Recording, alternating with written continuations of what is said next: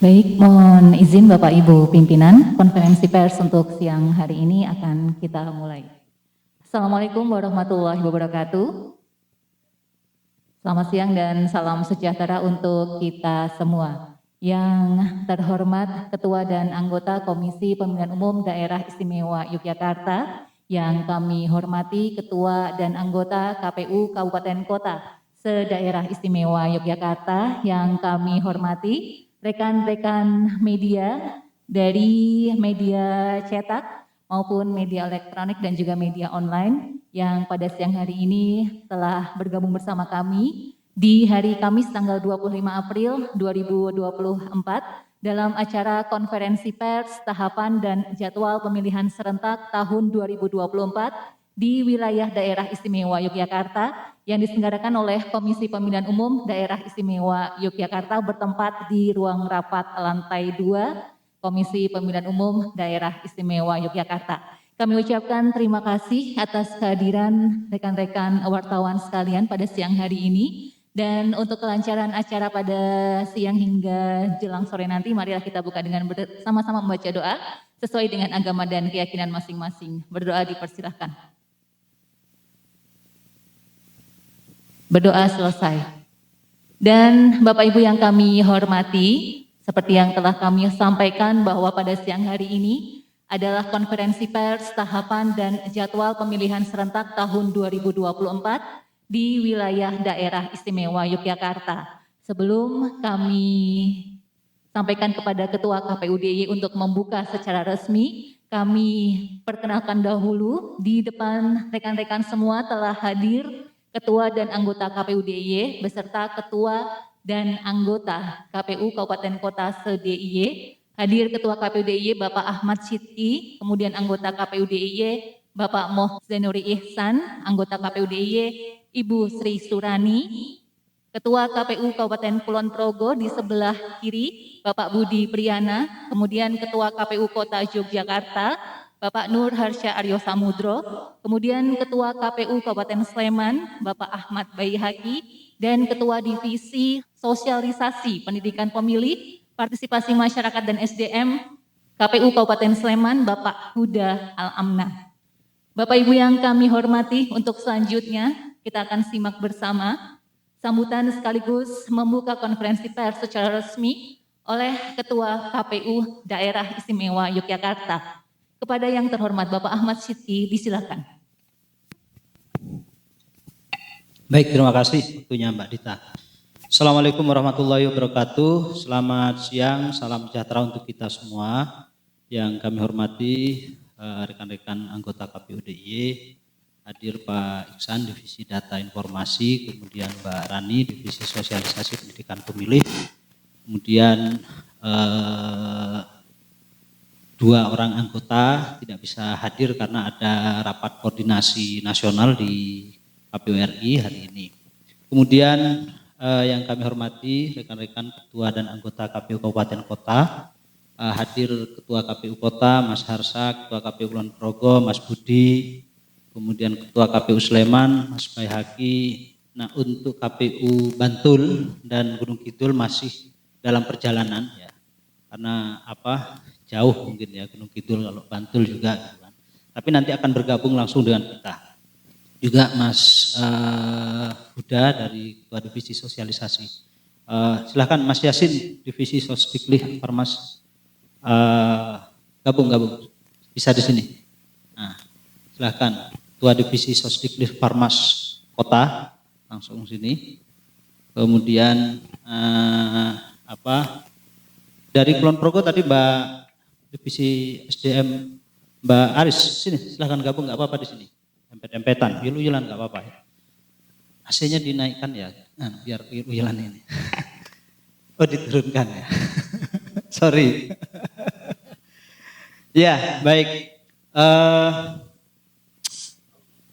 Malah di sini itu loh, di tempat. Oh, ketemu temannya. Oke, ya. Baik. Ya, pertama kami mengundang rekan-rekan jurnalis, wartawan pada kesempatan kali ini sebenarnya ingin halal bihalal. Ya, Karena kita masih dalam suasana awal, masih ada aroma lebaran ya, aroma Idul Fitri. Karena itu kami atas nama keluarga besar KPU Daerah Istimewa Yogyakarta dan KPU Kabupaten Kota se-Daerah Istimewa Yogyakarta mengucapkan selamat Hari Raya Idul Fitri 1445 Hijriah. Taqabbalallahu minna wa minkum taqabbal ya karim. Mohon maaf lahir dan batin. Tentu selama kita berproses, berkomunikasi, berkoordinasi ya dalam kurun waktu tertentu, apalagi dalam tahapan pemilu 2024 kemarin, banyak hal-hal yang menyinggung kekhilafan, kesalahan. Sebagai manusia tentu kami atas nama keluarga besar KPU SDIY mohon maaf yang sebesar-besarnya. Semoga amal ibadah kita di bulan Ramadan diterima oleh Allah Subhanahu wa taala. Amin ya rabbal alamin. Kemudian yang kedua, kesempatan kali ini kami ingin menyampaikan bahwa saat ini ya proses tahapan pemilu itu sudah mengalami transisi dari pemilu serentak 2024 menuju pilkada serentak 2024. Ya, kenapa saya katakan transisi? Karena pemilu 2024 ini sudah mendekati garis finish. Ya, karena ada 11 tahapan pemilu kalau kita mengacu pada PKPU 3 2022. Nah, salah satu di tahapan terakhir itu adalah penetapan calon terpilih, pasangan calon terpilih. Dan kemarin April 2024 KPU RI ya pasca sidang putusan MK sudah menetapkan pasangan calon terpilih ya untuk calon presiden dan wakil presiden.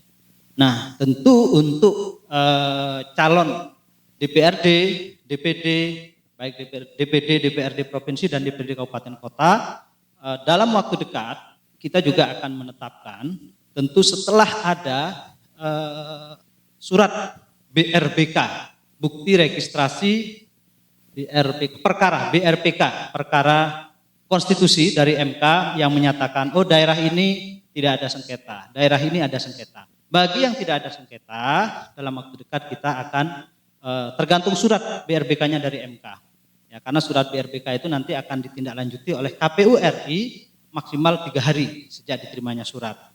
Nah, setelah KPU RI menerima surat BRBK dari MK, kemudian KPU RI akan berkirim surat dinas kepada seluruh KPU daerah yang ada yang tidak ada sengketa PHPU untuk Pileg dan DPD, silahkan untuk melakukan penetapan caleg terpilih. Nah, sementara kalau kita melihat dari register di MK, memang di DIY ini ada 3 sengketa PHPU. Ya, untuk sengketa Pileg DPRD provinsi di Dapil 6 DIY di Sleman, kemudian Pileg sengketa Pileg DPRD kabupaten kota ada di mana? Kulon Progo, di Dapil 5 Kulon Progo, kemudian sengketa Pileg DPRD kabupaten kota di Dapil 1 ya, Kota Yogyakarta. Nah, ini tetapi semua itu tergantung BRBK, ya, bukti registrasi perkara konstitusi yang akan dikeluarkan MK. Jadi kalau tidak ada ini sudah penetapan calon terpilih ya, baru setelah itu tahapan pelantikan. Artinya tahapan pemilu sudah selesai kalau sudah saat itu. Nah, selanjutnya setelah tahapan pemilu selesai ya, kita akan masuk, tapi sudah masuk sekarang pada tahapan pilkada serentak 2024 untuk pemilihan bupati, wakil bupati, wali kota dan wali kota di daerah istimewa Yogyakarta. Ingat ya, pilkada di kabupaten kota di DIY.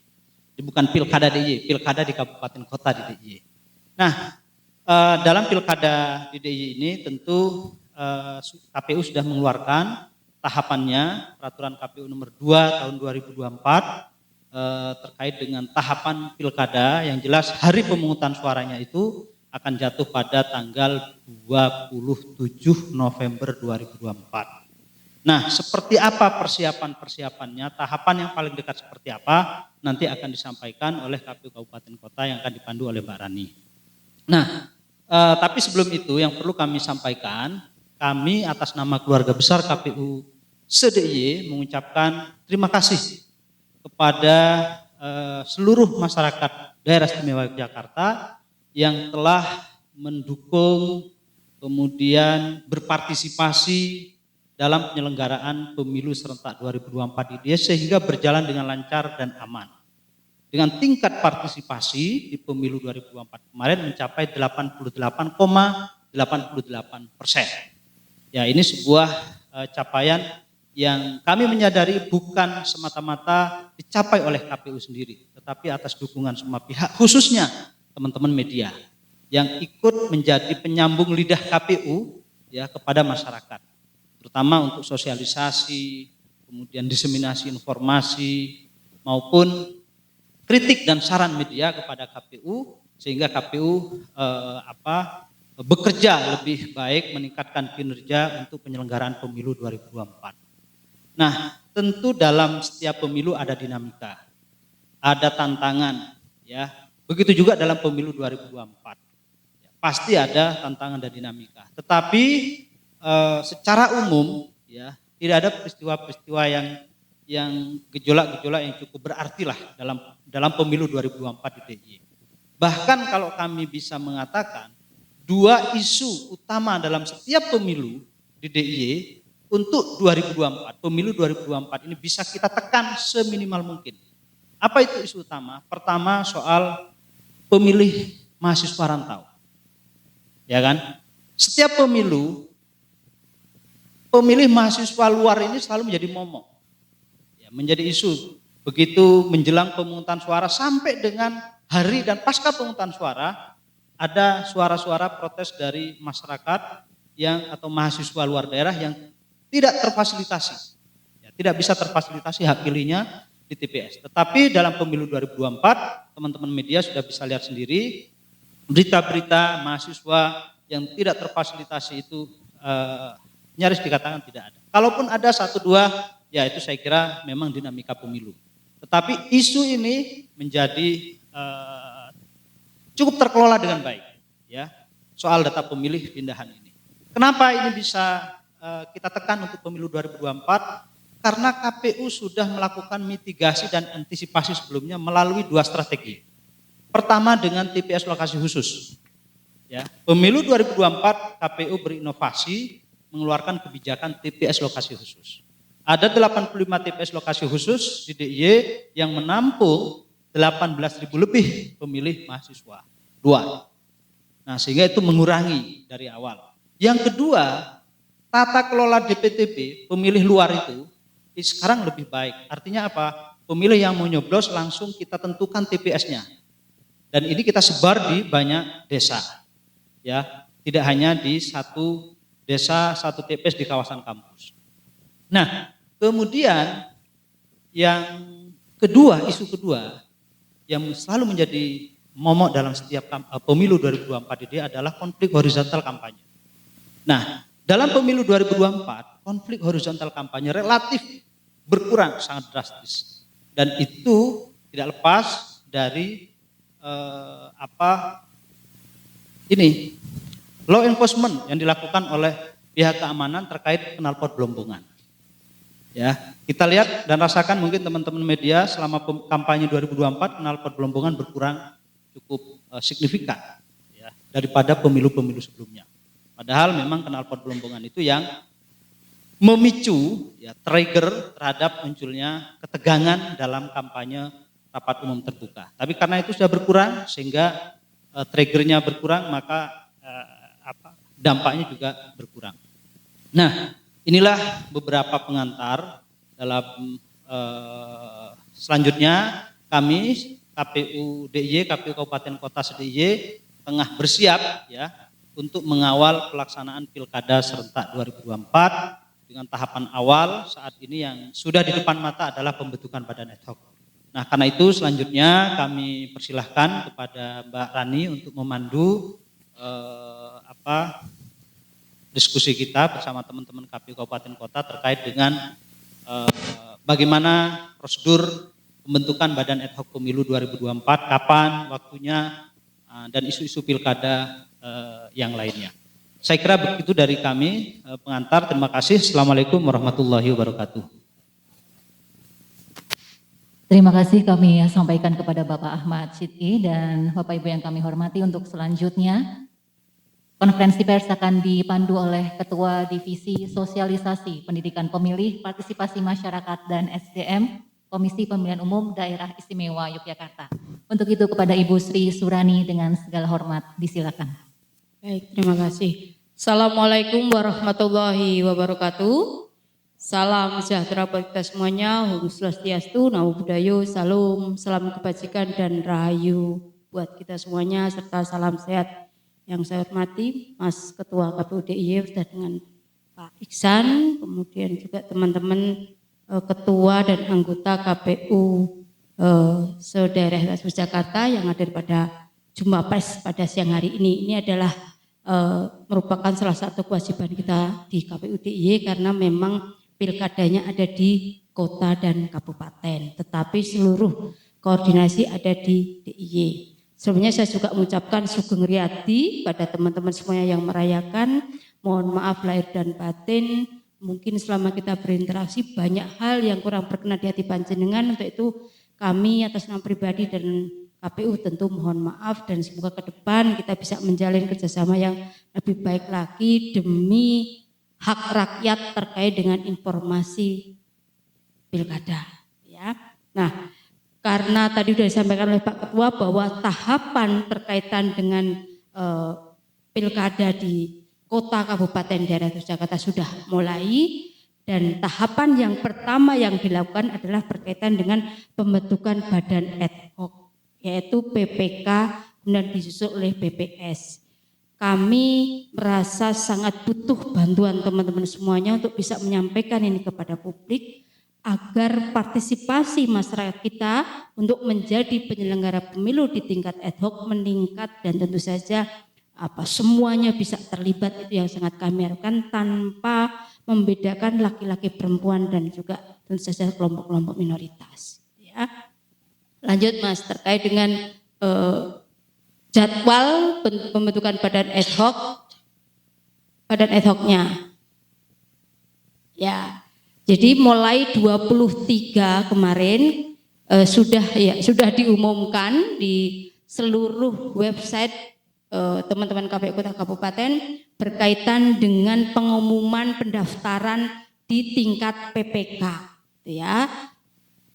Nah, ini yang kemudian juga menjadi hal baru kawan semuanya bahwa prosesnya kemudian rekrutmen terbuka sama seperti pemilu 2024.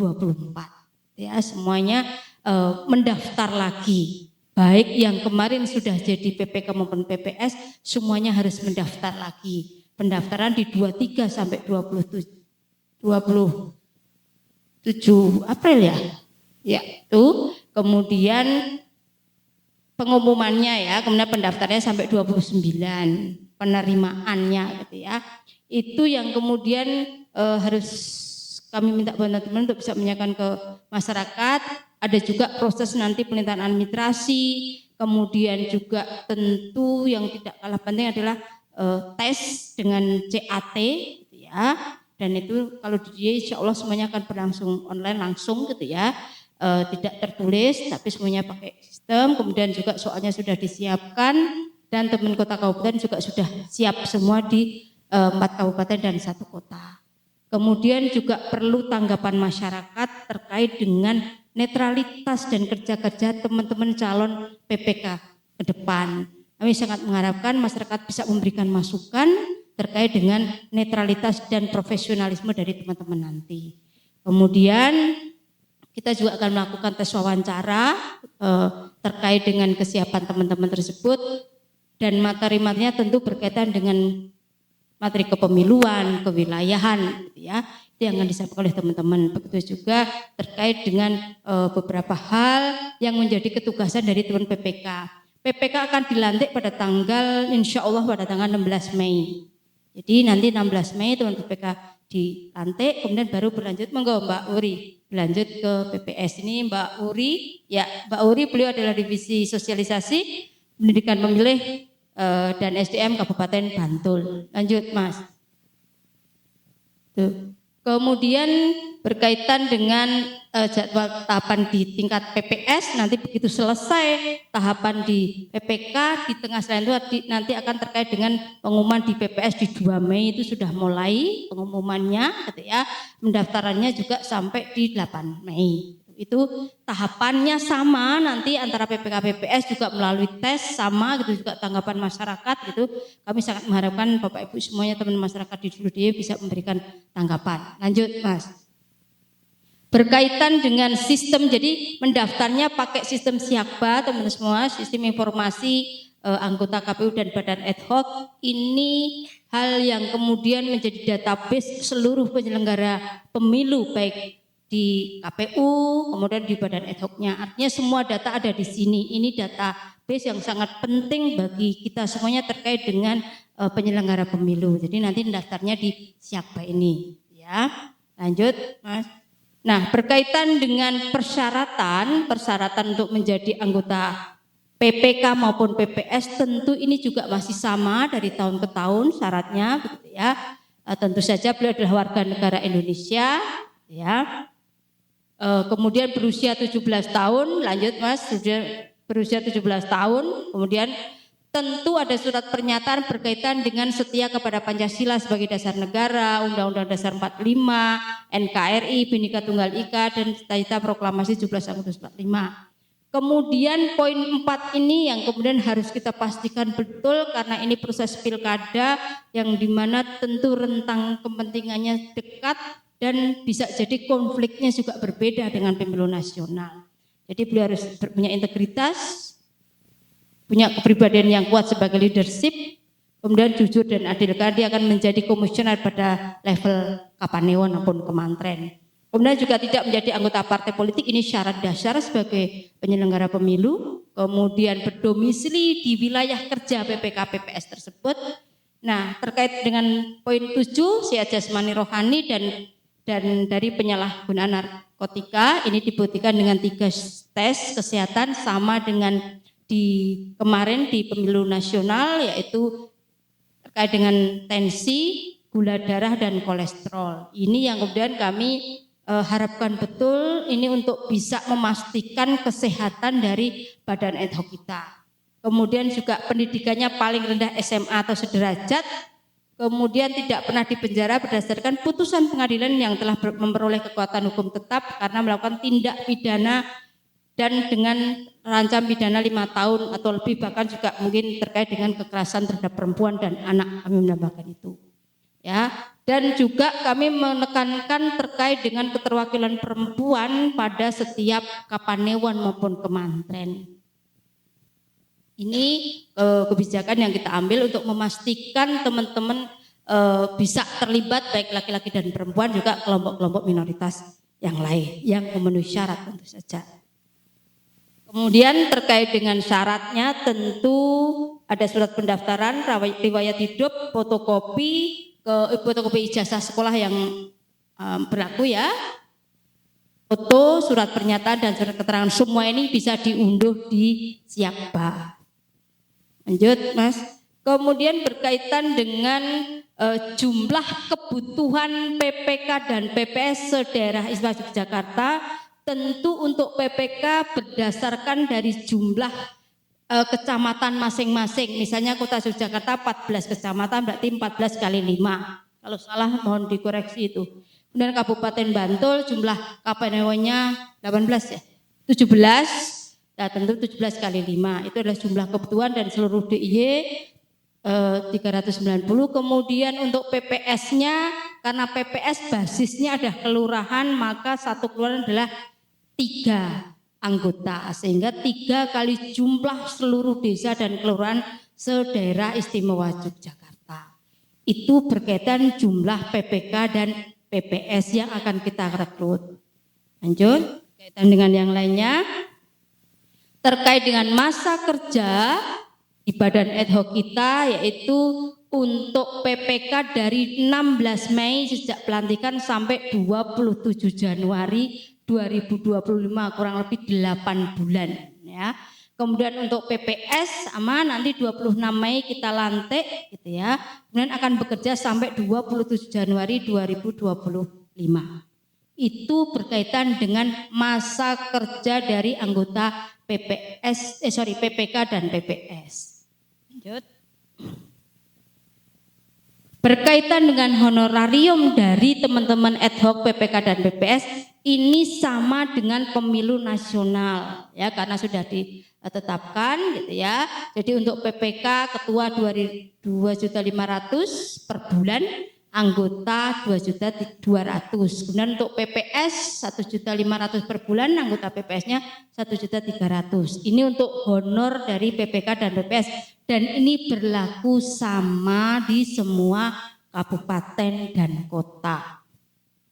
Lanjut. Nah, berkaitan dengan anggaran nanti akan disampaikan oleh teman-teman ketua maupun anggota dari masing-masing kota kabupaten, dan itu yang bisa saya sampaikan berkaitan dengan proses rekrutmen badan ad hoc. Sekali lagi saya mohon bantuan teman semuanya untuk bisa menyampaikan kepada masyarakat agar partisipasi berkaitan dengan penyelenggara pemilu di badan ad hoc meningkat. Selanjutnya saya minta teman-teman kota kabupaten dimulai tadi yang datang pertama Mas Harsha sama Pak Budi, duluan mana monggo untuk bisa menyampaikan baik dari sisi anggarannya di teman-teman kota kabupaten termasuk kesiapan dari teman-teman kota kabupaten dalam rangka melaksanakan pilkada di 2024 ini. Monggo dimulai dari siapa, saya persilahkan. Mas Harsha dulu, monggo Mas Harsha.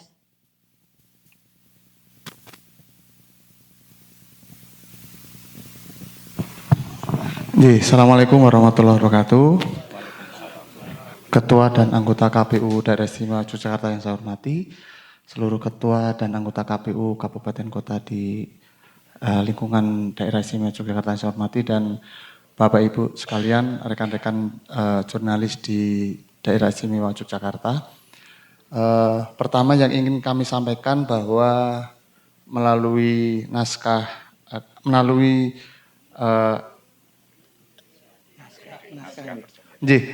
perjanjian hibah daerah NPHD antara pemerintah Kota Yogyakarta dan KPU Kota Yogyakarta yang telah ditandatangani pada awal November 2023 lalu, KPU Kota Yogyakarta mendapatkan hibah sejumlah 33.934.735.550 rupiah langsung satu tahapan 100%.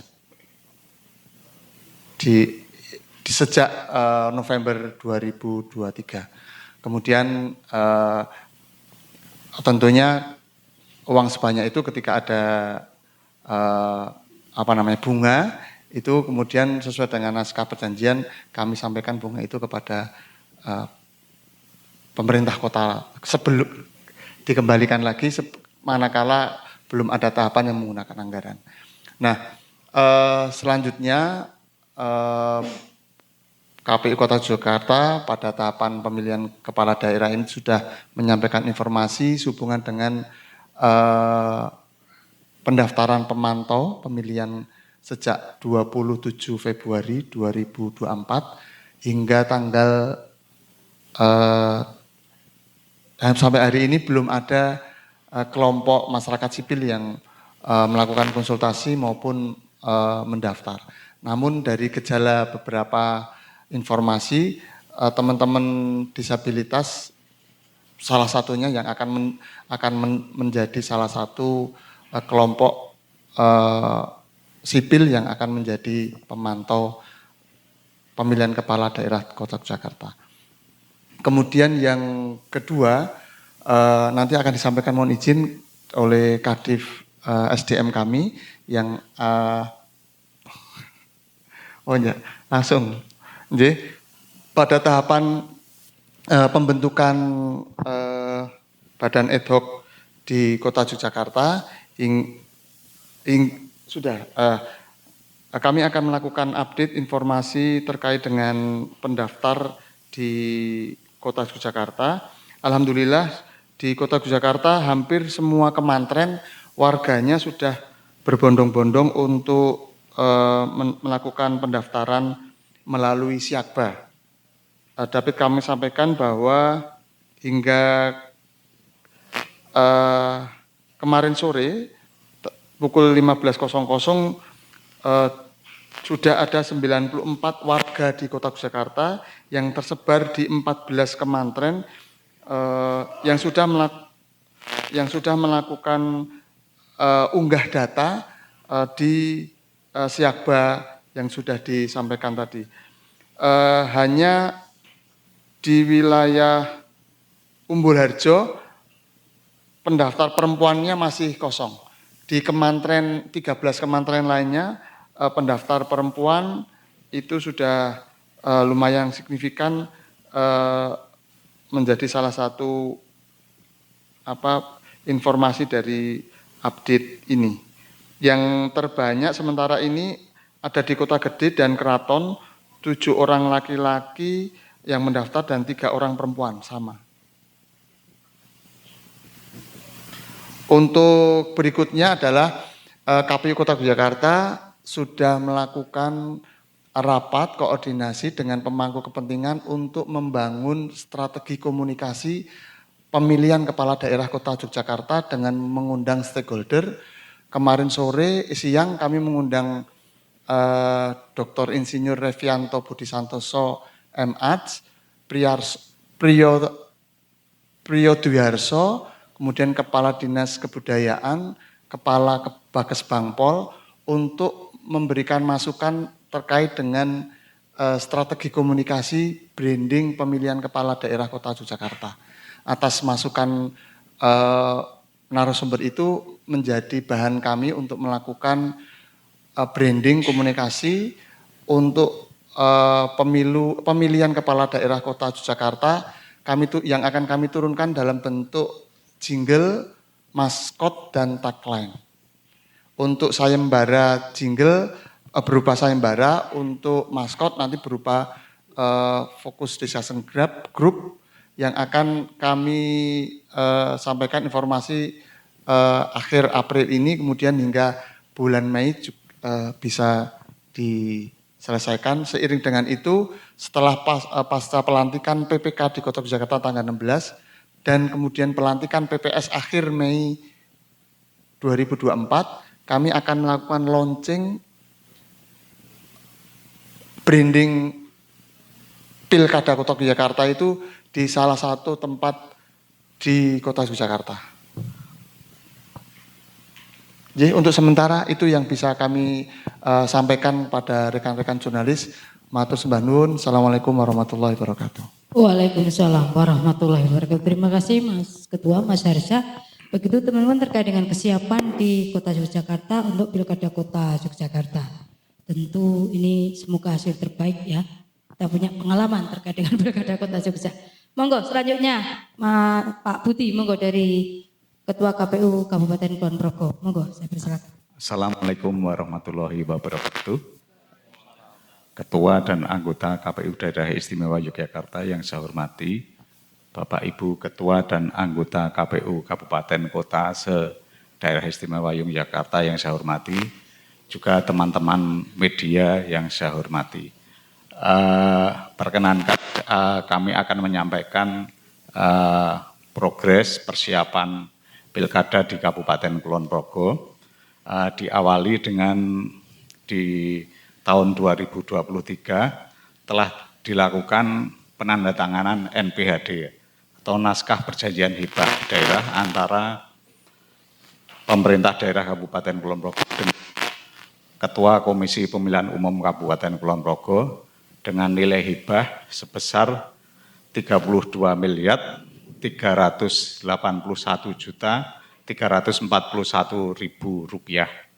Dan untuk hibah sebesar 32 miliar sekian tersebut itu dicairkan atau dipindahkan ke rekening penampungan KPU Kabupaten Kulon Progo dalam 2 tahap, yaitu tahap pertama itu di tahun 2023 sebesar 40% atau senilai 12.960.000.000 rupiah, dan di tahap kedua ini di awal tahun 2024 kemarin itu sebesar 19 miliar sekian Dan alhamdulillah seluruh dana untuk pilkada itu sudah masuk ke rekening penampungan di KPU Kabupaten Kulon Progo, yaitu di rekening BPD DIY cabang Wates Kabupaten Kulon Progo. Jadi sewaktu-waktu kita akan gunakan karena sudah memasuki tahapan itu sudah bisa. Dan tahapan yang telah dilaksanakan di KPU Kabupaten Kulon Progo kurang lebih sama dengan yang telah disampaikan di kota. Yang pertama terkait dengan pembukaan pendaftaran pemantau pemilihan atau pemantau pilkada, yaitu mulai tanggal 27 Februari sampai nanti tanggal 27 November 2024, 16 November, maaf, sampai 16 November 2024, dan sampai saat ini belum ada pemantau yang berkonsultasi maupun mendaftar. Sampai saat ini belum, tapi masih kita tunggu, masih kita beri kesempatan untuk pendaftaran pemantau ini. Dan berbeda dengan pemilu 2024, kalau pemilu 2024 itu pendaftaran pemantau itu ada di Bawaslu. Tapi kalau untuk pilkada ini pendaftaran pemantau ini ada di KPU Kabupaten Kota yang menyelenggarakan pilkada. Dan yang selanjutnya tahapan berikutnya yang saat ini sedang berlangsung adalah rekrutmen badan ad hoc, terutama untuk PPK dan PPS, dan saat ini untuk PPK sudah mulai tanggal 23 April sampai 29 April, ini nanti akan kita buka pendaftaran. Dan sampai saat ini, itu yang sudah membuka akun Siakba itu sudah ada 109 pendaftar. Dari kebutuhan di KPU Kabupaten Kulon Progo itu 60 anggota PPK, itu yang sudah buka akun Siakba itu sudah 109 orang. Dan nanti progresnya hari ini nanti baru akan kita ketahui, yang sudah melengkapi berkas-berkasnya nanti akan kita ketahui nanti pukul 17.00. Dan untuk yang sampai update terakhir hari kemarin pukul 17.00 yang sudah melengkapi berkas-berkasnya itu ada 23 orang. Dan mudah-mudahan nanti dengan jumpa pers ini dan juga sosialisasi melalui media, teman-teman media, nanti akan lebih banyak lagi warga masyarakat yang tertarik untuk mendaftar sebagai anggota PPK maupun PPS. Dan selain itu kami juga sudah menetapkan maskot untuk Pilkada Kulon Progo, yaitu maskotnya adalah burung kacer, di mana burung kacer ini adalah burung khas Kulon Progo, di mana filosofinya burung kacer itu hitam putih ya.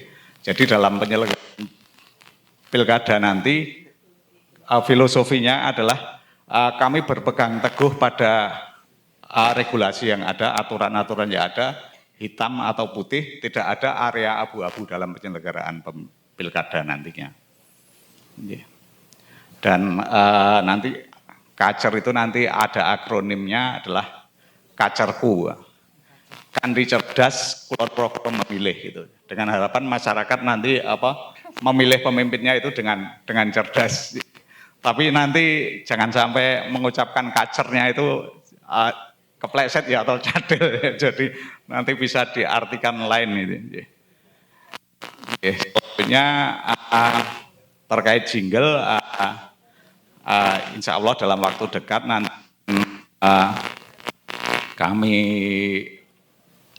kami plenokan untuk jingle, terutama masih mengerucut tentang genre musik apa yang untuk jingle. Dan yang selanjutnya untuk rekrutmen PPK ini nanti kan melalui CAT ya, dan kami akan bekerja sama dengan SMK 1 Pengasih untuk terkait dengan tes CAT ini. Dan untuk seleksi PPS karena jumlahnya jauh lebih banyak, nanti kami akan bekerja sama dengan 2 lembaga pendidikan, yaitu SMK 1 Pengasih dan SMK 2 Pengasih. Saya rasa cukup itu dulu yang bisa kami sampaikan. Mungkin Bu Kadif Sosdiklih Parmas SDM bisa menurut. Oh, yes. Dari saya cukupkan sekian. ada kurang dan lebihnya mohon maaf yang sebesar-besarnya. Saya akhiri, wassalamualaikum warahmatullahi wabarakatuh. Waalaikumsalam warahmatullahi wabarakatuh. Terima kasih Pak Budi selaku Ketua KPU Kabupaten Kulon Progo. Untuk maskot Kulon Progo sudah siap gitu ya. Dan tentu tinggal nunggu launching berarti ya. Tinggal nunggu launching jingle dan maskot. Baik, terima kasih. Selanjutnya saya ke Sleman. Monggo Pak Ketua atau Pak Kadip, saya persilakan.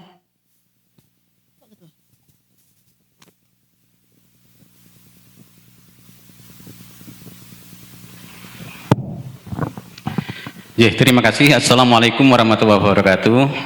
Selamat siang, salam sejahtera untuk kita semua. Yang saya hormati Ketua dan anggota KPU DIY, yang saya hormati Ketua dan anggota KPU Kabupaten Kota se-DIY, dan yang saya hormati teman-teman jurnalis dari berbagai media. Langsung saja terkait dengan beberapa hal persiapan Pilkada serentak tahun 2024. Pertama-tama kami mengucapkan banyak terima kasih kepada teman-teman media yang telah berperan menyukseskan pemilu tahun 2024, dan kami mengharapkan support dari teman-teman media untuk kesuksesan pemilu Pilkada Kabupaten Sleman tahun 2024. Karena tanpa support dari teman-teman media tentunya kesuksesan kurang optimal. Untuk Kabupaten Sleman, untuk persiapan pilkada, untuk anggaran, kami telah melakukan penandatangan NPHD pada tanggal 13 Oktober 2023 sebanyak 44.750 juta. Kemudian untuk anggaran yang sudah turun, anggaran tahun 2023 yaitu 17.900 juta, kemudian untuk tahun 2024 yang kemungkinan nanti pada bulan Juni itu sebesar 26.850 juta. Kemudian terkait dengan persiapan pilkada yang lain, terkait dengan tahapan seperti apa yang disampaikan oleh teman-teman KPU Kabupaten Kota yang lain di DIY ini, seperti apa yang disampaikan tadi oleh Kota maupun Kulon Progo. Untuk pengumuman pendaftaran pemantau sudah dimulai tanggal 27 Februari dan nanti masa akhirnya adalah pada tanggal 16 November 2024. Kemudian tahapan yang sedang berjalan saat ini adalah pendaftaran ad hoc, yaitu untuk PPK. Di Kabupaten Sleman membutuhkan 85 anggota PPK yang tersebar di 17 kecamatan, dan nanti akhir pendaftaran yaitu pada tanggal 29 April. Namun ini nanti ketika belum memenuhi kuota maka dapat diperpanjang. Untuk hal-hal yang mungkin teknis kami berbagi peran, sudah berapa yang mendaftar ad hoc, berapa yang pemantau yang sudah melakukan konsultasi, ada atau belum, lain ini dapat disampaikan oleh Kadif Sosdiklik selaku pengampu. Demikian yang dapat kami sampaikan. Terima kasih. Wassalamualaikum warahmatullahi wabarakatuh. Ya, terima kasih Ketua. Saya hormati Ketua KPUD beserta anggota, teman-teman Ketua Divisi, Ketua KPU se-Kabupaten dan Kota Daerah Istimewa Yogyakarta. Untuk update pendaftar di Kabupaten Sleman per pukul 11 tadi ini sudah ada 133 orang. Kemudian untuk pemantau ini belum ada, beberapa sudah ada komunikasi atau konsultasi, tetapi yang mendaftar ke kami belum ada. Dan kami sampaikan juga di sini untuk pelaksanaan CAT di hari ini juga kami tadi pagi sudah ada koordinasi dengan Universitas Teknologi Yogyakarta untuk melaksanakan tes CAT. Jadi nanti untuk PPK itu ada di UTY, PPS juga di UTY. Saya kira di sana untuk perangkatnya juga memadai. Kemudian kita melihat dari yang sebelumnya itu kemungkinan yang PPK itu hanya satu gelombang, yang PPS itu kalau melihat yang sebelumnya mungkin akan lebih dari satu gelombang. Tapi ketika kita melakukan koordinasi tadi, insya Allah semua perangkat dan sebagainya sudah memenuhi yang kita harapkan seperti itu. Tidak, mungkin itu aja Ketua. Cukup mungkin itu dulu. Assalamualaikum warahmatullahi wabarakatuh. Waalaikumsalam warahmatullahi wabarakatuh. Terima kasih Mas Baihaqi dan Mas Huda dari KPU Kabupaten Sleman. Selanjutnya monggo dari Bantul Bu Kadif Sosialisasi Pendidikan Pemilih dan SDM bisa menyampaikan terkait dengan kesiapan Pilkada Kabupaten Bantul. Nggih, matur suwun Bu Kadif. Assalamualaikum warahmatullahi wabarakatuh. Yang saya hormati Pak Ketua KPU DIY, Bu Kadif Sosdiklik Parmas SDM KPU DIY, jajaran Ketua KPU Kabupaten Kota SDIY, Ketua Divisi Sosdiklik Parmas SDIY, dan juga teman-teman media yang tentu luar biasa selama ini menjadi partner kami sebagai penyelenggara pemilu. Dari Kabupaten Bantul berkaitan dengan persiapan ataupun pelaksanaan tahapan pilkada.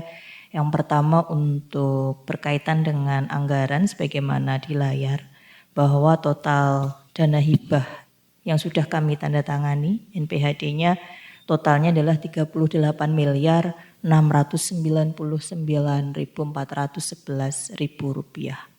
699.411.000 rupiah dan sudah cair 40%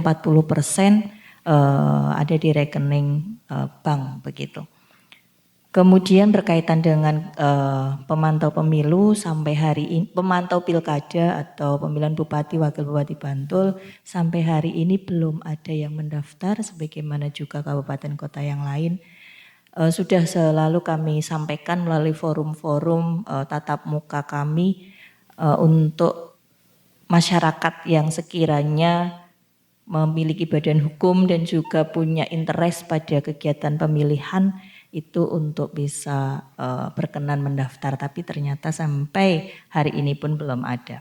Kemudian yang kedua, untuk berkaitan dengan maskot dan jingle pemilihan Bupati dan Wakil Bupati Bantul, kami melakukan sayembara.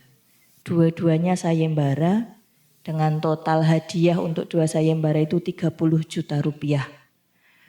Sampai hari ini yang tanya banyak, tapi yang masuk belum. Nah, kegiatan sayembara ini sampai dengan untuk desain maskot maupun jingle pemilihan Bupati dan Wakil Bupati kami berikan batas akhir 30 April 2024 pukul 23.59. Maka melalui teman-teman media kami mohon bantuannya untuk menyampaikan kepada publik jika KPU Kabupaten Bantul mengadakan sayembara untuk maskot dan jingle pemilihan Bupati dan Wakil Bupati. Mengapa kami memilih sayembara? Karena harapan kami adalah pilkada menjadi euforia masyarakat secara luas sehingga ikut berpartisipasi sejak awal. Dan sebagaimana ketugasan kami di sosialisasi pendidikan pemilih, dengan adanya sayembara maka sekaligus harapan kami melakukan sosialisasi dan pendidikan pemilih kepada masyarakat. Karena di dalamnya kami sudah menentukan harus mencantumkan hari tanggal pemungutan suara, harus mencantumkan tagline dan sebagainya. Nah, untuk tema pemilihan Bupati dan Wakil Bupati Bantul, kami mengambil tema Nggayuh Rahayu Projo Taman Sari. Sedangkan untuk tagline-nya kami mengambil tagline Bantul Wilujeng. Wilujeng ini kepanjangan dari Winasis Lumantar Panjenengan. Artinya winasisnya Bantul, suksesnya Bantul, kejayaan Bantul karena semua stakeholder yang ada di semua wilayah khususnya Kabupaten Bantul, termasuk pemilih, peserta maupun penyelenggara, OPD dan sebagainya, masyarakat umum.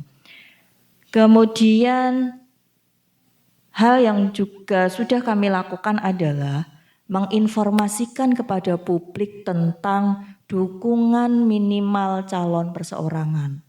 Kabupaten Bantul dengan jumlah DPT 742074 pemilih pada pemilu 2024 lalu dan dukungan minimal 7,5%, maka calon perseorangan Bupati Bantul dan Wakil Bupati Bantul harus mendapatkan total dukungan minimal 55.656 dukungan.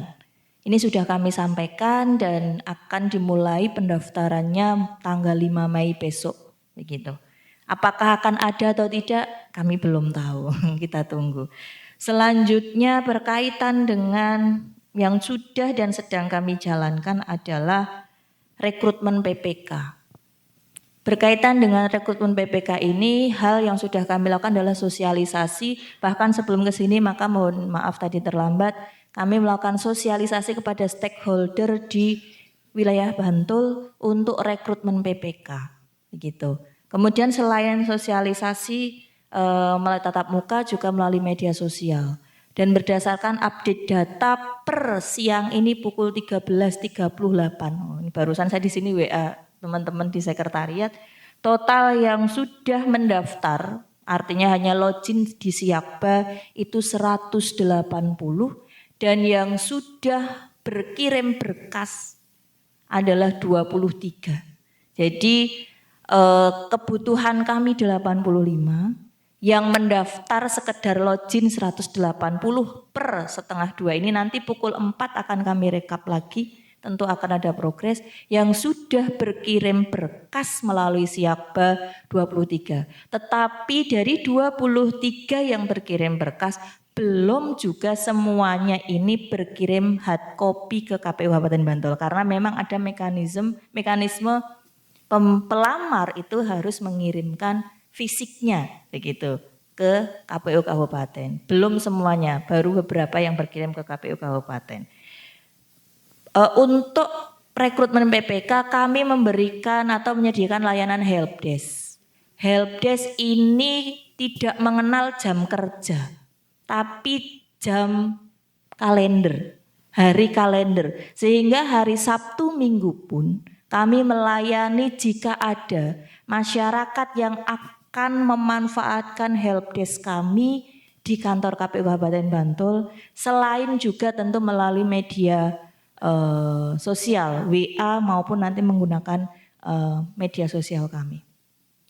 Begitu. Jadi untuk layanan helpdesk selain tanggal 29, jadi di interval tanggal 23 April sampai 28 April layanan helpdesk pada pukul 8 sampai 16. Begitu. Entah Sabtu Minggu juga tetap kami layani. Kami tetap akan ada piket. Sedangkan untuk tanggal 29 April layanan helpdesk kami sampai dengan pukul 23.59. Jadi mohon ini juga bisa disampaikan ke masyarakat untuk memudahkan karena tidak semua masyarakat ternyata familiar dengan mekanisme sistem Siakba untuk mendaftarkan diri. Hari ini kami sudah menerima soalnya Bu Kadif, ada masyarakat yang datang langsung.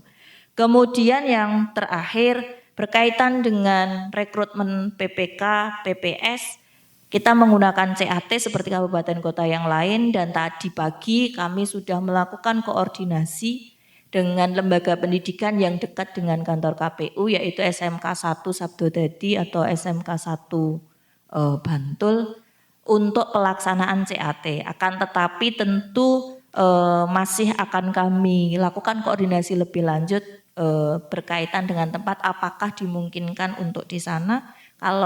Karena kalau dengan lembaga pendidikan kita beririsan dengan jadwal KPM yang kebetulan CAT-nya tidak di hari Sabtu Minggu.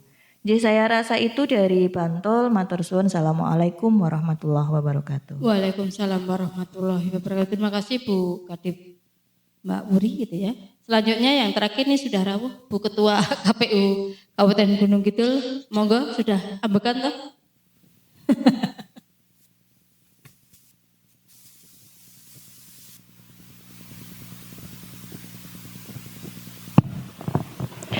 Assalamualaikum warahmatullahi wabarakatuh. Ketua dan anggota KPU DIY yang saya hormati, Ketua KPU Kabupaten Kota SDIY serta Ibu Bapak dari media yang hadir di ruangan ini. Mohon maaf tadi terlambat karena ada pertemuan dengan stakeholder di tingkat kabupaten di Kabupaten Gunung Kidul dan ini juga berkaitan dengan persiapan Pilkada 2024. Untuk Kabupaten Gunung Kidul setelah tahapan dimulai di 26 Januari 2024, sebelumnya KPU Gunung Kidul sudah menandatangani NPHD untuk penyelenggaraan pemilihan Bupati dan Wakil Bupati Gunung Kidul yang ditandatangani 10 November 2024. Untuk dana hibah pemilihan Bupati dan Wakil Bupati ini KPU Gunung Kidul mendapatkan alokasi hibah sebesar 38.35.443.000 rupiah. Kemudian kami sudah menerima yang hibah pertama sudah ada di rekening KPU Kabupaten Gunung Kidul. Kita tahu bahwa mekanisme hibah ini dilakukan pencairan 2 tahap gitu. Yang termin pertama sudah kami terima, kemudian untuk termin kedua ini direncanakan di awal Mei 2024 ini. Kemudian sejak tahapan dimulai yang sudah dilakukan oleh KPU Kabupaten Gunung Kidul itu pada 27 Februari 2024 KPU Gunung Kidul sudah mengumumkan pendaftaran untuk pemantau pemilu, jajak pendapat atau hitung cepat juga. Namun sejauh ini belum ada lembaga yang kemudian mendaftar. Kemudian kami sudah mempublikasikan form syarat jumlah dan persebaran dukungan untuk calon perseorangan itu sejak 19 Maret 2024 dan pada 5 April KPU Gunung Kidul sudah mengeluarkan surat keputusan berkaitan dengan syarat jumlah dan persebaran dukungan bagi pasangan calon perseorangan Bupati dan Wakil Bupati Gunung Kidul 2024. Namun sampai saat ini juga belum ada yang berkomunikasi dengan KPU Kabupaten Gunung Kidul untuk kepentingan pendaftaran melalui jalur perseorangan ini, belum ada. Kemudian kami juga sudah membuat tagline, desain maskot juga sudah 95%, jingle dan lirik maskotnya juga sudah kami setujui, tinggal proses rekaman dan bikin video klip. Dimungkinkan April kami sudah launching, cuman saya belum bisa bercerita ini sekarang, nanti bukan kejutan lagi. Pelit. Kemudian atau dikatakan, ya, oke. Kami untuk tagline-nya itu memetri demokrasi lurus, leres, laras. Kenapa kemudian ini? Apa Bu artinya? Ya, artinya memetri itu menjaga demokrasi yang lurus, laras, dan leres pakai bahasa Jawa. Kenapa kemudian ini? Untuk konteks Gunung Kidul kami untuk 2020 kemarin itu tagline-nya rukun, tentrem, ngayai hak demokrasi. Saya kira ini sudah selaras dengan tagline-nya KPU RI ya, yang sarana integrasi bangsa. Nah, bagi Gunung Kidul, pengalaman kami menyelenggarakan pemilu dan pilkada, persoalan rukun, tentrem, ngayai hak demokrasi ini kami sudah selesai. Para kontestan di Gunung Kidul atau para peserta pemilu di Gunung Kidul itu sudah sangat rukun, sehingga kemudian kami ingin mengajak untuk yang lebih dalam lagi gitu, bagaimana kemudian semua yang terlibat di dalam penyelenggaraan pemilu ini ya melakukan itu tadi, menjaga demokrasi yang lurus, leres, laras. Tidak hanya KPU, Bawaslu juga sebagai penyelenggara, pemilih juga, peserta juga, sehingga kemudian demokrasi di Gunung Kidul ini benar-benar lurus, benar-benar leres dan juga laras itu. ini kalau bahasa Jawa bisa dipahami, lurus leres laras. Saya kira itu bahasa umum yang tidak perlu diterjemahkan lagi. Kemudian untuk maskot kami ambil walet gitu. Di Gunung Kidul itu logo di Pemda Gunung Kidul itu salah satu yang ada di sana adalah walet. Yang secara filosofis walet ini adalah hewan yang dia bisa bertahan di daerah yang sulit gitu, sehingga kalau kemudian demokrasi ini perlu perjuangan yang sulit, maka kami ingin menjadi seperti walet itu sebagai penyelenggara yang kemudian masih bisa tetap bertahan dalam integritas kami, masih bisa bertahan dalam profesionalitas kami di dalam menjalankan pemilihan Bupati dan Wakil Bupati Gunung Kidul tahun 2020. Kemudian kalau soal jingle, judulnya juga sesuai dengan tagline kami. Judulnya Memetri Demokrasi. Kira-kira seperti itu ya, ajakan memilih. Kemudian saat ini kami seperti halnya yang lain sedang proses rekrutmen PPK yang mulai pendaftarannya di tanggal 23 nanti sampai dengan tanggal 29. Kalau data per kemarin sore, karena kami update-nya itu setiap sore, bisa dilihat di media sosialnya KPU Gunung Kidul. Data kemarin sore itu untuk pendaftar perempuan ada 30, pendaftar laki-laki ada 58, jumlahnya 88, ini melalui Siakba, yang kemudian secara hard copy dokumen fisiknya yang sudah kami terima ini 30, berapa ini? 13. Itu data kemarin sore jam 3, tapi saya kira untuk siang ini sudah bertambah juga. Kemudian untuk kelancaran pemilihan Bupati dan Wakil Bupati Gunung Kidul 2024 itu tadi pagi jam 9 kami ada menyelenggarakan koordinasi konsolidasi dengan stakeholder di level kabupaten.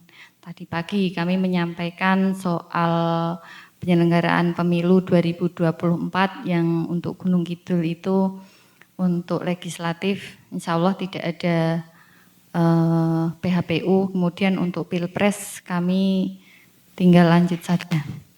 Kemudian untuk penyelenggaraan Pilkada juga sudah kami sampaikan perkembangan yang tadi saya ceritakan. Kemudian malam nanti kami ada pertemuan dengan Forkom Pimda, Bupati, Polres, Kodim, Kejaksaan, Pengadilan, itu kaitannya juga sama. Kami menyampaikan laporan berkaitan dengan pelaksanaan pemilu 2024, kemudian juga menyampaikan perkembangan pelaksanaan penyelenggaraan pemilihan Bupati dan Wakil Bupati 2024. Saya kira demikian dari Gunung Kidul, kurang lebihnya mohon maaf. Assalamualaikum warahmatullahi wabarakatuh. Waalaikumsalam warahmatullahi wabarakatuh. Terima kasih Mbak Asih dari KPU Kabupaten Gunung Kidul. Tadi teman-teman beberapa Bantul, kemudian Gunung Kidul menyinggung soal persyaratan minimal dukungan terkait dengan calon persorangan, gitu ya. Ini berlaku semua untuk di wilayah kota kabupaten SDY, terkait jumlah minimal yang harus dipenuhi dukungan untuk calon persorangan di kota Yogyakarta, misalnya karena DPT-nya 321.645, maka syarat minimalnya dia di 8,5%, sehingga di 27.339,82.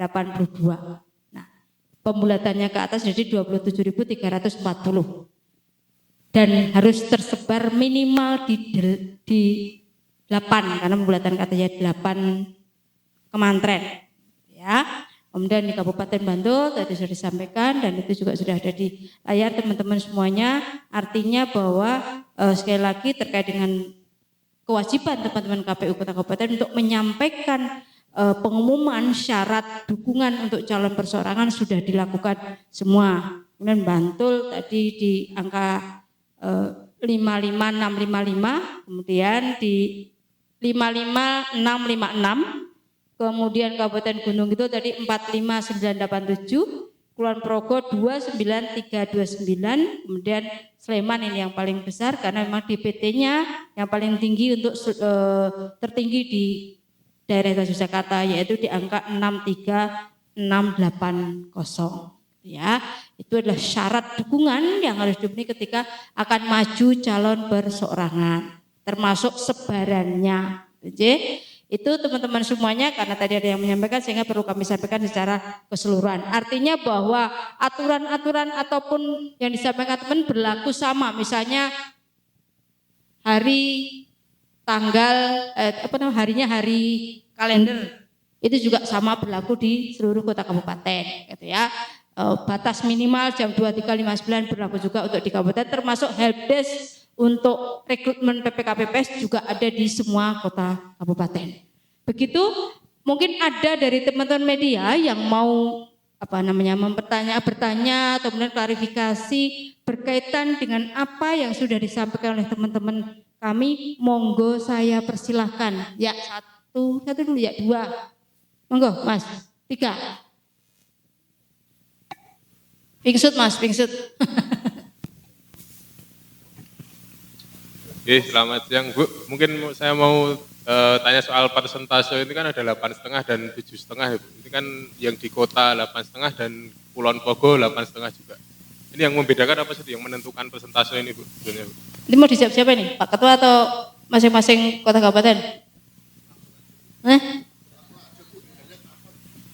Nanti tidak pernah moderator tercederai. Jadi nanti akan dibawa jawab oleh Pak Ketua. Satu, terkait dengan kenapa terjadi perbedaan jumlah dukungan, gitu ya.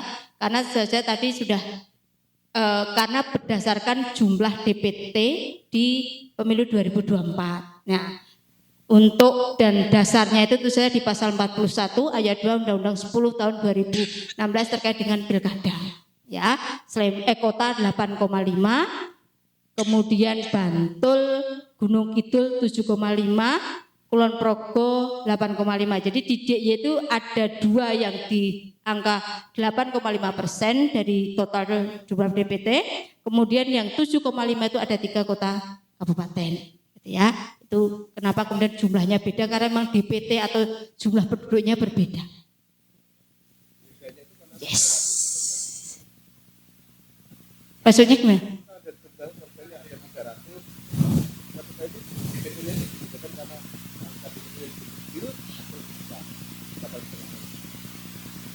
Di kota kabupaten di kota daerah ya karena gitu. Iya, semakin tinggi persentasenya ya DPT makin besar ya.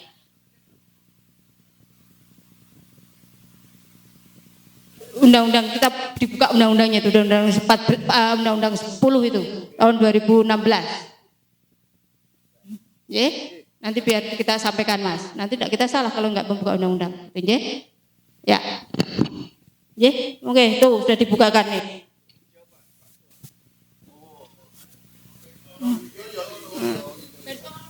Ya.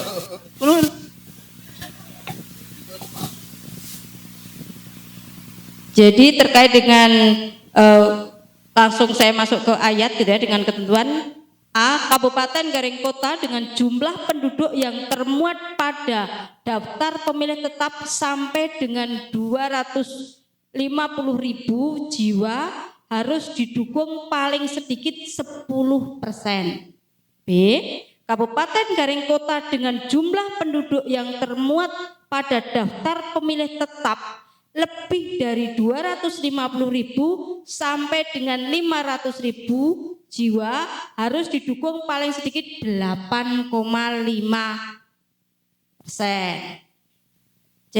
Kabupaten garing kota dengan jumlah penduduk yang termuat pada daftar pemilih tetap lebih dari 500.000 sampai dengan 1 juta jiwa harus didukung paling sedikit 7,5%.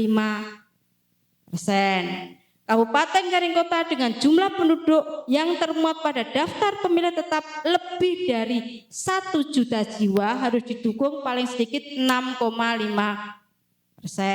Dan jumlah dukungan sebagaimana dimaksud pada huruf A, huruf B, huruf C, dan huruf D tersebar di 50% jumlah kecamatan di Kabupaten Garing Kota yang dimaksud. Jadi kenapa muncul hanya segitu? Karena DPT kita pada interval itu, ya, DPT Sleman, kemudian itu dia di interval yang B tadi, kemudian C, ya, Sleman C, kemudian untuk yang Kulon Progo Kota itu di interval yang B 250 sampai 500 jiwa. Itu yang menjadi dasar kenapa muncul angka segitu. Begitu teman-teman semuanya? Ya, terima kasih. Monggo yang lainnya.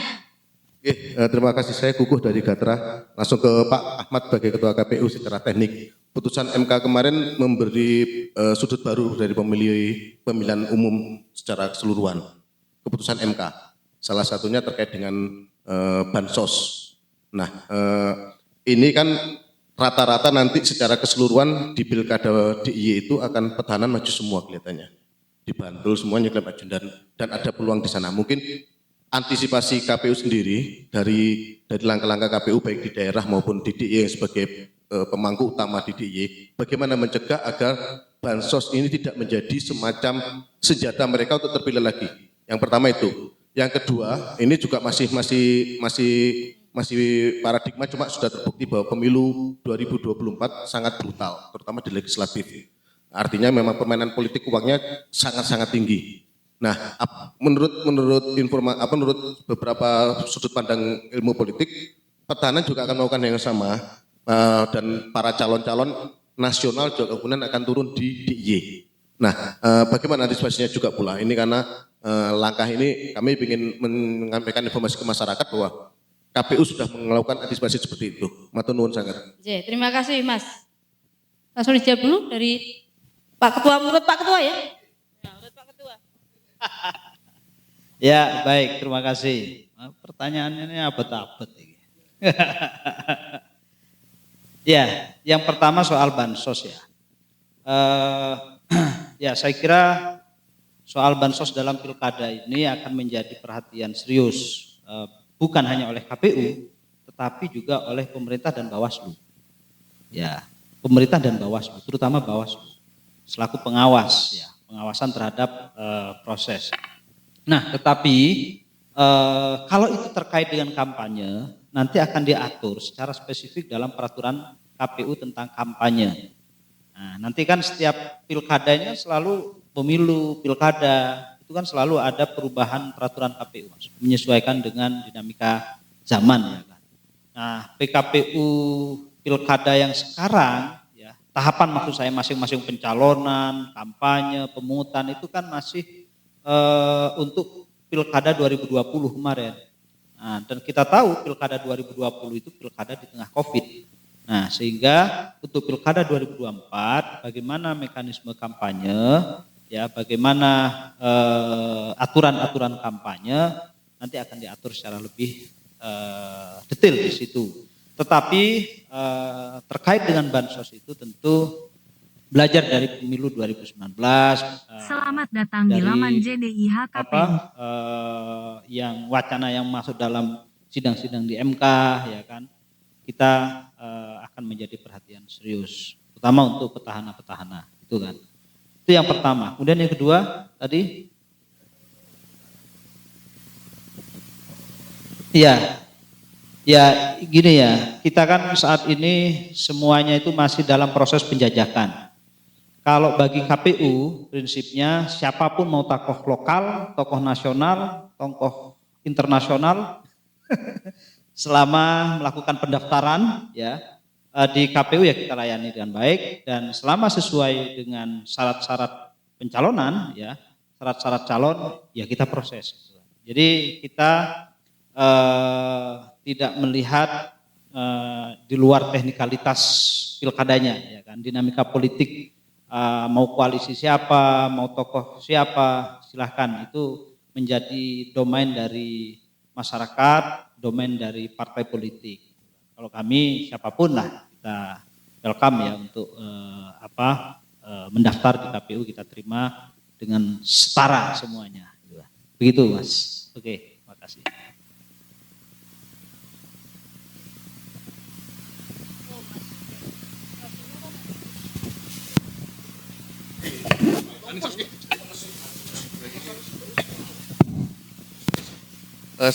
Sorry Pak, ada 3 pertanyaan dari saya. Wah, kebanyakan 2 aja Pak. Ya, yang pertama pertanyaannya adalah kenapa Pak untuk badan ad hoc dari KPU tidak menggunakan existing yang lama? Ya, karena kan kalau kita lihat Bawaslu pakai existing tapi dievaluasi. Nah, sementara KPU melakukan rekrutmen baru. Mungkin keunggulannya misalnya apa ya, istilahnya kayak membuka lowongan kerja baru ya Pak ya. Tapi yang jadi persoalan kan untuk meng-hire ini nanti ada BIMTEK baru kan, seperti apa ya, ngajarin lagi lah gitu. Mungkin seperti ngajarin lagi atau enggak. Nah, ya, kemudian yang kedua terkait dengan PHPU legislatif. Saya ingin penegasan aja Pak, berarti daerah mana saja atau kabupaten mana saja yang tidak ada sengketa legislatif, dan kemudian langkah selanjutnya seperti apa Pak? Karena untuk daerah-daerah yang ada sengketa, berarti dia harus menunggu hasil keputusan MK yang 20 hari ke depan ya, masih 20 hari ke depan. Nah kan kayak gitu. Sementara kalau untuk yang daerah yang tidak ada sengketa, apakah dia start duluan atau bagaimana terkait dengan tahapan pilkada selanjutnya? Itu aja Pak.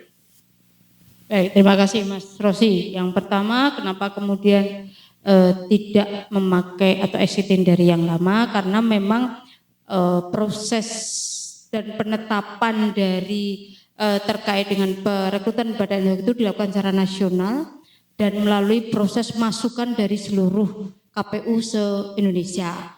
Nah, karena kan ini pilkadanya serentak, jadi semua kebijakannya dari pusat. Ya. Kemudian ini juga sudah dari masukan dari seluruh teman-teman di provinsi dan kabupaten se-Indonesia terkait dengan badan ad hoc. Ada beberapa hal evaluasinya memang ada kelemahan dan keunggulan ketika kita memakai hanya melalui proses evaluasi saja. Pemakai yang teman di pemilu 2024. Kelebihannya tadi yang sudah disampaikan Mas Rosi terkait dengan pemahaman, sudah punya pengalaman gitu ya. Tetapi juga yang harus disadari, dan ini tidak terjadi di DIY tentu saja, bahwa memang kemudian ini proses pilkada dengan rentan kepentingan yang cukup pendek itu, sehingga membutuhkan teman yang memang kemudian integritasnya itu ya, itu netralitasnya yang kemudian harus menjadi utama gitu ya. Kemudian memang ketika kita melalui proses rekrutmen baru ini akan membuka peluang atau kesempatan pada masyarakat yang lain untuk bisa berpartisipasi menjadi penyelenggara pemilu, ya. Dan tentu kalau BIMTEK itu baik baru maupun lama tetap harus dilakukan, semuanya tetap harus dilakukan kembali, ya, sehingga sama seperti kebutuhan soal bimbingan teknis itu sama kebutuhannya, baik yang pakai metode evaluasi maupun memakai metode rekrutmen tetap harus dilakukan, sehingga karena ini sudah disepakati secara nasional gitu ya, dan memang kemudian ya ini pilkada tentu energi-energi baru dibutuhkan, ide-ide baru untuk memastikan proses pilkada tadi yang seperti yang teman Bantul, memastikan semuanya bisa terlibat, membuka ruang yang lebih banyak lagi masyarakat bisa terlibat, itu Mas. Untuk yang kedua terkait dengan penetapan daerah yang tidak masuk sengketa, monggo Pak. Ya, tadi di awal sudah kami tegaskan sebenarnya. Yang tidak ada sengketa PHPU Pileg ya, di DIY ini ada Gunung Kidul, kemudian Bantul, ada dua kabupaten kota. Nah, setelah KPU RI menerima BRBK dari MK, bukti register perkara konstitusi dari MK, informasinya hari ini ya, MK akan mengirimkan ke KPU RI. Nah, setelah menerima itu, ya, lalu kita menyiapkan penetapan calon terpilih. Ya, tentu setelah KPU mengeluarkan surat dinas ke kami ya, ke KPU daerah. Untuk hasil calon terpilih DPRD Kabupaten Kota. Tadi Bantul dan Gunung Kidul. Itu sudah bisa duluan.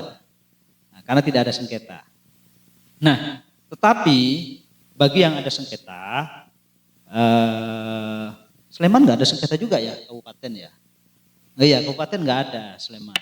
Jadi Sleman, Bantul dan Gunung Kidul malah. Yang ada sengketa tingkat kabupaten itu Kulon Progo dan kota. Nah, sehingga bagi yang masih ada sengketa itu harus menunggu proses sengketa dulu sampai dengan selesai putusan, ya putusan MK. Nah, untuk DIY justru nggak bisa, belum bisa menetapkan karena ada sengketa di Dapil 6 DPRD DIY untuk Dapil 6 Sleman ya, Sleman B ya, Dapil 6 itu, Dapil 6 DIY. Nah, tetapi sekali lagi kami semua ini tergantung BRBK itu dari MK. Meskipun udah ada gugatan nih masuk nih, nah, tapi ternyata MK mengeluarkan dari BRBK-nya itu bukti register itu mungkin ada yang dismiss atau ditolak. Nah, yang masuk, oh ternyata di kabupaten ini awalnya dikira ada, ternyata nggak ada. Nah, jadi sekali lagi kita menunggu BRBK dari MK yang disampaikan ke KPU RI, lalu KPU RI menyampaikan bukti register perkara konstitusi itu kepada kabupaten kota, mana yang ada sengketa, mana yang enggak. Bagi yang tidak ada sengketa dipersilahkan untuk menetapkan calon terpilih dan perolehan kursi.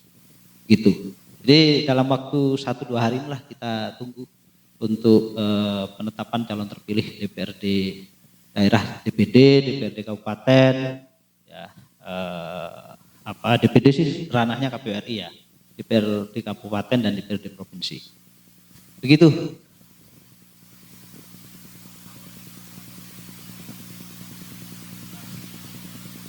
Ya.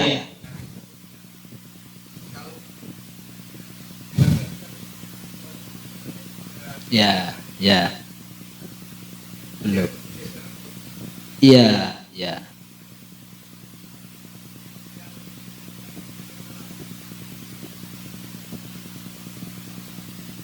Oh, iya, saya katakan tadi lanjut. Yang nggak ada sengketa itu penetapan, sudah. Langsung penetapan calon terpilih dan perolehan kursi. Yang tidak ada sengketa. Tapi yang ada sengketa belum bisa karena tunggu hasil dulu. Dari hasil itu apa putusan MK, apakah PSU, apakah seperti apa dari PSU kemudian bisa berdampak pergeseran tadi gitu kan. Intinya bagi yang dinyatakan oleh MK dari bukti register perkara konstitusi itu tidak ada sengketa, oleh KPU nanti dipersilahkan untuk penetapan calon terpilih. Nah, BRBK ini memang jadwalnya harusnya dalam 2 hari ini. 23, 24, 25. 24 ini harusnya nanti malam sudah keluar. Ya. Nah, lalu kita ditindaklanjuti oleh KPU. Kita tindak lanjuti juga di tingkat daerah. Begitu, Mas Rosi. Ada lagi? Cukup? Sudah lemes? Ya, ini kan tadi merangkum semua daerah kabupaten kota. Jadi memang agak panjang, tapi kan borongan. Ya, mau dibuat berita per kabupaten juga gak apa-apa gitu kan. Iya. Ya, saya kira begitu ya. Oh, kalau soal calon-calon itu dirembuk sendiri itulah. Baik gitu ya, kalau gak ada cukup ya. Cukup sampai di sini. Sekali lagi terima kasih dukungan kawan-kawan media. Mungkin nanti menjelang masa pendaftaran calon kita akan konferensi pers lagi dengan teman-teman terkait dengan syarat-syarat pencalonan seperti apa, karena peraturan KPU soal pencalonan belum keluar juga. Nah, karena yang paling ditunggu-tunggu itu dalam pilkada itu soal pendaftaran calon biasanya. Nah, sekarang kita baru menyiapkan penyelenggara pemilunya. Jadi, iya Mas Rosi, meskipun kita itu tadi tidak rekrutmen terbuka evaluasi, nanti ya BIMTEK juga, karena kan materinya beda pemilu dengan pilkada. Tetap ada BIMTEK lagi, pembekalan lagi soal pilkada. Nah, nanti juga, oh ya sebelum pencalonan, menjelang coklit kita mungkin akan konfres lagi. Karena akan pemutahiran data pemilih, pilkada itu ada sendiri, kita mutakhirkan lagi data pemilihnya, ada coklit lagi. Begitu, saya kira terima kasih atas kehadiran Bapak Ibu sekalian. Mohon maaf apabila ada yang kurang berkenan dari kami. Terkait dengan detailnya, masing-masing silahkan mewawancara ke ketua-ketua KPU Kabupaten Kota. Ya kan, baik di sini maupun di kantor nanti. Baik, demikian. Terima kasih. Assalamualaikum warahmatullahi wabarakatuh. Baik, terima kasih. Saya kembalikan ke Mbak Vita untuk ditutup, dan sekali lagi terima kasih teman-teman semuanya. Selamat melanjutkan aktivitas.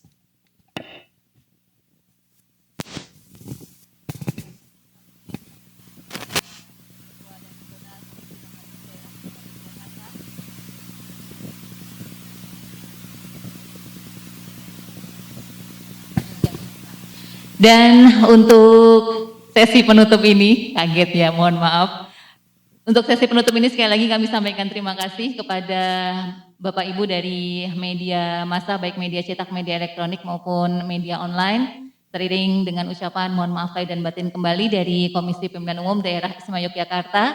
Dan semoga kerjasama baik yang telah ada dapat terus terjalin dalam penyelenggaraan Pilkada serentak tahun 2024. Sekali lagi terima kasih, hati-hati di jalan dan sampai jumpa di kesempatan konferensi pers berikutnya. Wassalamualaikum warahmatullahi wabarakatuh dan selamat sore.